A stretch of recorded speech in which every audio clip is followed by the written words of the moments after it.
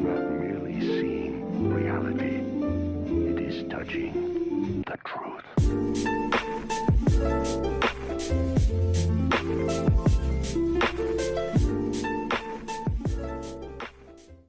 What's going on, everyone? Welcome back to Chronic Gamer. My name is Matt, and this is my final thoughts and redirect for episodes 7, 8, and 9 of Demon Slayer.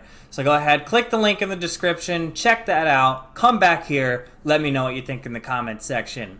If you're watching this on YouTube and you want to see next week's reaction video, check out my Patreon. The link is also in the description. And over there, I post early access reactions to all the videos that I post here on YouTube, with the exception of My Hero Academia and video game streams. Okay, so I really like these episodes. We wrapped up the fight from the previous group of episodes that we watched with the demon that can split himself into three. And we learned a lot of cool new things this time around.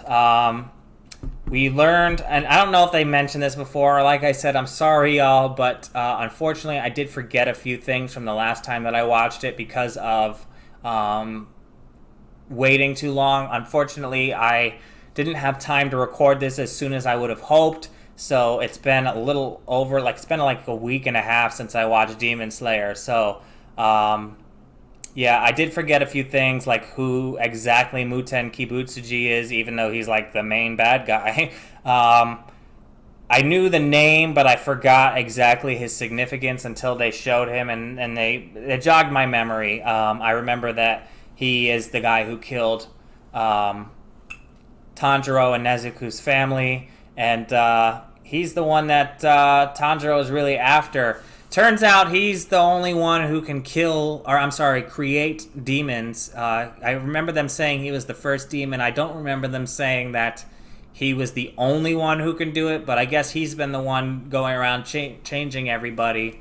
And yeah, so for whatever reason, he's got some goal in mind. We don't know really what it is yet, but for whatever reason, he's got a whole group of demons that he keeps closer to him, that he's given special powers with his blood demon art, and they do his bidding. Like, he just snapped his finger and two more showed up, and they went and tracked down Tanjiro and Nezuko because he found out that Tanjiro became a demon slayer and was after him. He knew him by name. He knew that he was the main baddie, and he was like, I'm coming to get you. You run away, fine, but I will find you, and I will take care of you. And it seemed to put Kibutsuji in, like, he seemed to realize that this kid might be a threat, because he immediately summoned those two to go after him, and they found him pretty damn quick, not gonna lie. They have some pretty cool powers. The one dude had, like, the eye hands that can point and change directions of specific objects, I guess. Not entirely sure how that worked, and I'm probably never going to find out, because he did. Yeah, Tanjiro was able to defeat him at the end, but we still got to deal with the chick and her Tamari. I didn't know that they were called Tamari, those balls, which is interesting. But she's able to throw those things like fucking cannons, man. She is busting up the walls, destroying the whole house. She freaking almost killed the demons. If they weren't demons, if they were humans, they'd be dead. She decapitated them more than once. But fortunately, they're demons, and their heads grew back. And they seem to know that Tamayo, I think they said her name was Tamayo, and the other dude, they may have been part of Kibutsuji's squad back in the day. That's my guess. Somehow, some way, these two, the Dr. Tamayo and the other guy, have figured out a way to kind of like coexist in a human world. They have blended in to a point where nobody really knows, except for those who do know already, that they're demons. And I find that extremely interesting. I think we're going to run into more of that as the series goes on.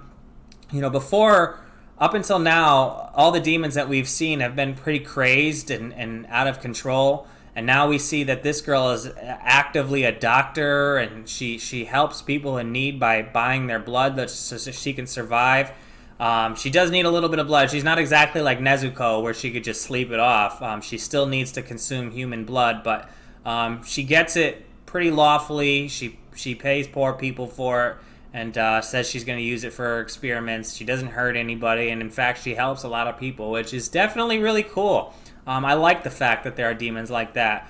Hopefully, in defeating Kibutsuji, they don't kill all of the good demons. I don't know if like killing him will like nullify all the demons or get rid of them, but I would like to see them live on. I don't know.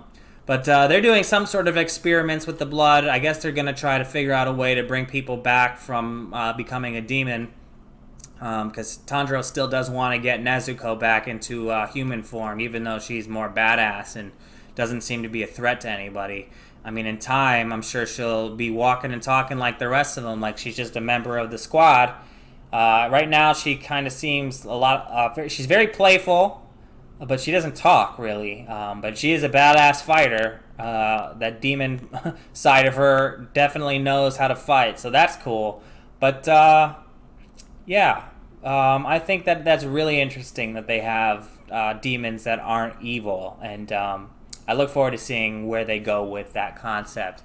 As always with this series so far, the animation is fantastic. I really like that move that he did with the water, where he like moved all around. You could see his body like moving with it and then slashing at him. I thought that was pretty cool. He seems to know a lot of these techniques already.